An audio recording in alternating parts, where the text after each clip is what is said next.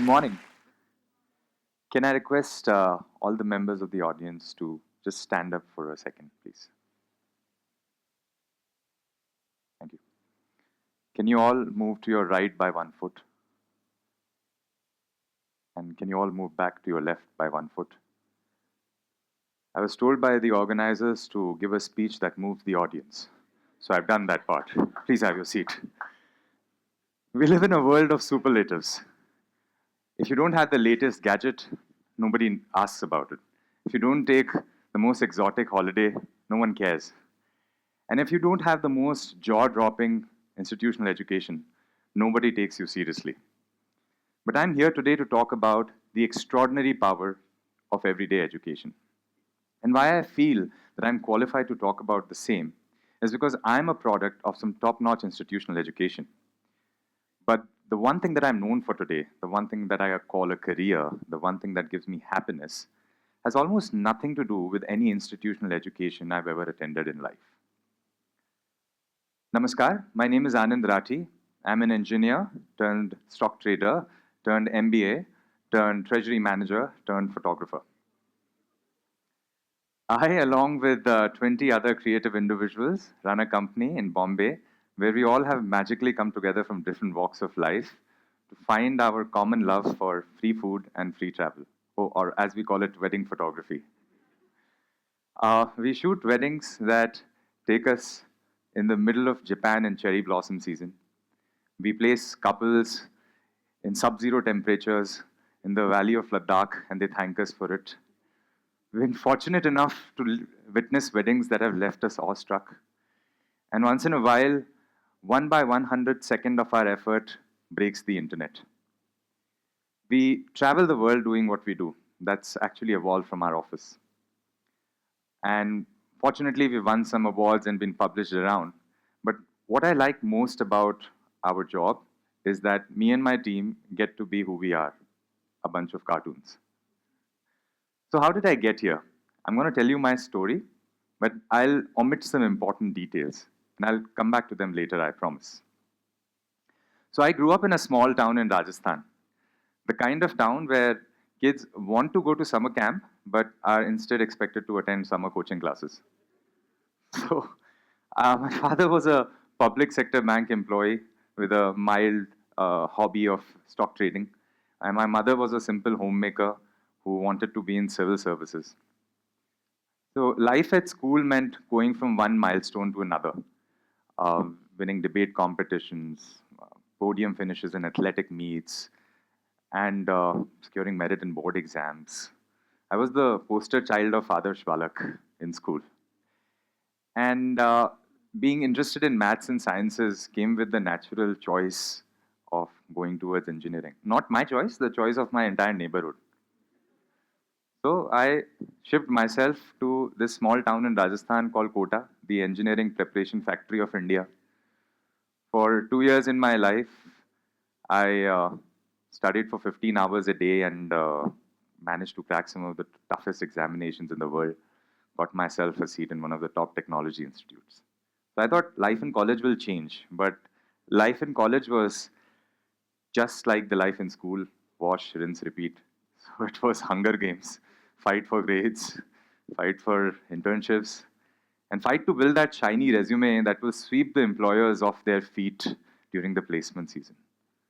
So I remember sometime during the third year of college, this resume building activity took so much of the center stage that I lost interest in engineering itself. So, I mean, there's a good side to the story. I did get the job, in case any of you are wondering. In fact, I got one of the top companies that came to our campus that year. The unexpected twist is that I did not take up the job. The year was 2008. I decided to dive into the stock market. Unfortunately, the market also decided to dive with me.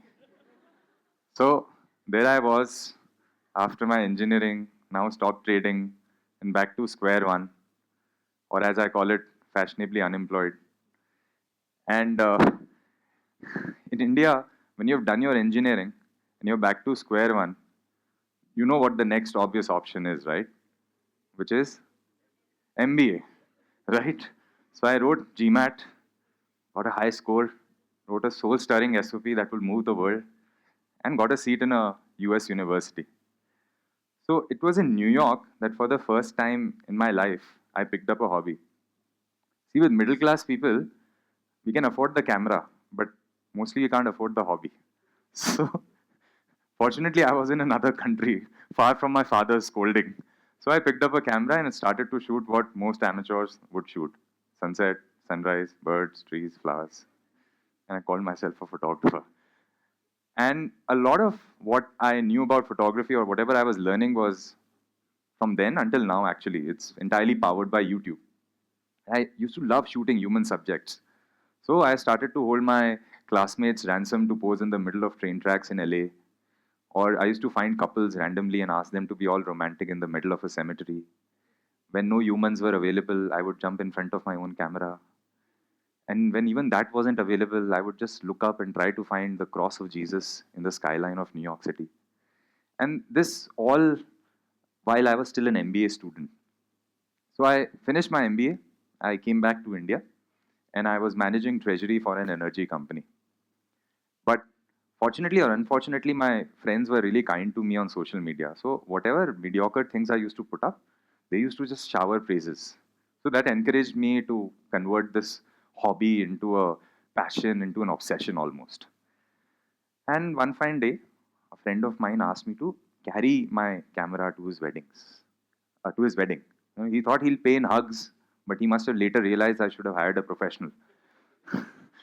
So there I was shooting a wedding, and I came back. I posted the pictures online, and they caught fire. A lot of praises started to come in. One chap said that next month I'm getting married, and I want you to come shoot. He agreed to pay me a princely sum of 10,000 rupees to do that. I was shocked. It's like, before this fool figures out that he's buying my flight, putting me up in a nice hotel, offering me great wedding food to be part of his wedding day, and paying someone like me, I must go and shoot this wedding. So I did. I came back and I posted the pictures online. So more weddings started to come in. And thus started this weekend warrior routine where on the weekdays I'd be wearing a tie around my neck, hedging millions of dollars worth of currency. And on weekends, I'll be shooting weddings. But I was the finance type, so I could not be seen as the photographer type. So I was living this dual life, this Peter Parker and Spider-Man routine. So that went on for a while until one fine day I gathered the courage and I took the leap of faith. So it's been 7 years to that leap of faith now. Uh, Bad thing is that my resume is dented beyond repair. So I've stopped updating my LinkedIn profile. And that's a relief, I can tell you. But the good thing is that there have been few experiences. So I've tried to distill down 20 plus years of my educational experience and 7 years of my professional experience into today's topic, which is the extraordinary power of everyday education. And also the missing details from my life are about to follow. These are the 4 things I've taken back from my experiences. One, um, sorry, just take a second. Okay, so these are the 4 things I've taken back from my experience. One, literacy is not education. To know the text about something means nothing if you can't deploy the practical value of it. In all my self-glorification, I missed out on telling all of you that I was a terrible, terrible engineer. My grades weren't bad, they were actually quite good. But I couldn't code if my life depended on it. And education is about learning, right? So if there's not much learning going on, then unfortunately there's not much education going on. So in photography terms, I'll give you an example. I tell my team, you can either choose to click the most technically correct image. You've all heard of this golden ratio and, I don't know, purple unicorn. I don't know the rules of photography, but you get what I'm saying. Or you can click an image that does a great job of being a wedding image, capture a memory for a client. Something like this.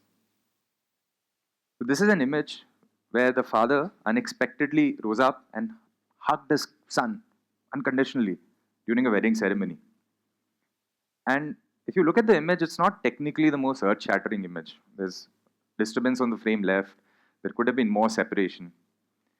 But it does a great job of capturing a memory for someone, which is relevant. And how do I know it's relevant? Because it's been 5 years to this image. And every time I meet the groom, he tells me the same thing. What a wonderful memory you created for us. The father of the groom featured in this image was diagnosed with cancer right after the wedding, and the groom lost him after 3 months. This is one of the last recorded images of them hugging each other. And that right there feels better than getting an A plus in an exam. So for me, being this self-taught, internet-powered photographer always felt more empowering than being the top university-taught engineer. The second thing I want to touch upon is that failure is truth.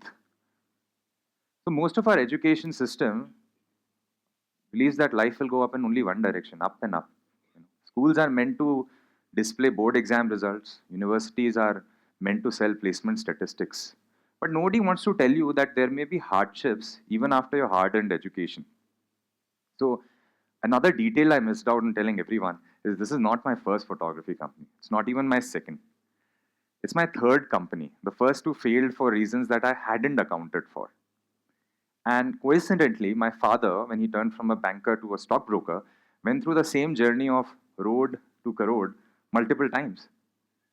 So, in photography, we have learned that howsoever you may prepare, there will be circumstances where you will fail. So, just aim for the best, prepare for the worst. The third thing that I want to touch upon is the value of perseverance and not avoidance. So education today is like a menu in a multi-cuisine restaurant. You go there, you order Chinese, you taste it, don't like it, it's okay. You order South Indian, taste it, don't like it, you order dessert, and just call that a meal, right? But doing an MBA will not make you lose the lack of interest that you have in commerce. Or switching the job within engineering won't make you suddenly interested in the field of engineering itself. Persevere. Things take time. How do I know this? I learned this from my homemaker of a mother who finally managed to crack her civil service exams after a third attempt.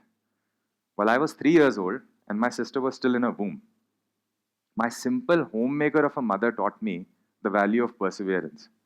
So it is okay if I have to get up at 5 a.m. in the morning, take a 1 hour train ride to this remote village in Italy, only to reach there with the couple and realize that it's raining and I can't shoot. Because the next morning, I will wake up at 5 again with 2 cameras and lenses around my neck, take that ride, do the 1 hour trek to finally reach the point where I always wanted to click this picture. So persevere. Things take time. The fourth and the last thing I want to touch upon is the power of vision via empathy. Another super important detail of my life is that I'm a happily married man. But when I was getting married, I wasn't a photographer. I was still the finance guy. So, like most rooms, I searched for best wedding photographer India. And I was just surprised to find the results I was getting at the name of candid photography. I mean, brides posing like elephants, people eating food. So I thought if that's my problem, that's got to be the problem for other people as well. So all I wanted to do when I became a photographer was to click the kind of pictures that I wanted to see in my weddings. So every time I'm clicking a picture of a vidai, all I'm feeling is, can it evoke the same emotion that my wife felt during her vidai? When I'm clicking friends, I'm thinking, can it generate the same love and laughter that I wanted to see back in my wedding? Sometimes I want to just give them the small in-betweens because those are the ones that I enjoyed in my weddings. I want my couples to feel the same fun and craze that me and my wife felt during our pre-wedding shoot. And more importantly, I want my wedding pictures to be just how I wanted to, just how I wanted my wedding to be, timeless. So in a sense, all I'm doing right now is reliving my own wedding by shooting it for other people. Simple hai. So to sum up, I believe that there are three sources of education in life. One coming from books, one coming from time, and one coming from experience. And in the Venn diagram of things, these three spheres have no interaction. They are mutually exclusive. So while a lot of us are focused on getting the education from books, I hope that my story is able to inspire you to look at the other two spheres as well. And I'll tell you this as a photographer and as a Marwadi. Don't discount the value of something that you learn for free. Thank you.